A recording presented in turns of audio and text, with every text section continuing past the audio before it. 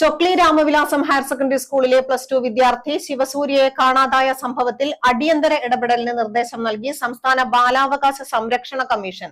ബാലാവകാശ commission chairperson K V. Manoj Kumar Chokli police station സന്ദർശിച്ചു. ഈ മാസം 8-ാം തീയതി മുതലാണ് ശിവസൂര്യയെ കാണാതായത്.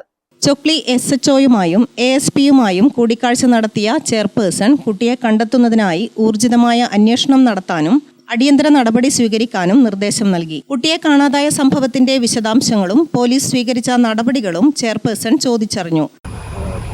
വളരെ പെട്ടെന്ന് തന്നെ കുട്ടിയെ കണ്ടെത്താനുള്ള ശ്രമങ്ങൾ പോലീസ് നടത്തുന്നുണ്ട്. ഇപ്പോൾ ഡോഗ് സ്ക്വാഡ് അടക്കം വന്നിട്ട് പരിശോധന നടത്താൻ വേണ്ടി തീരുമാനിച്ചിരിക്കുകയാണ്.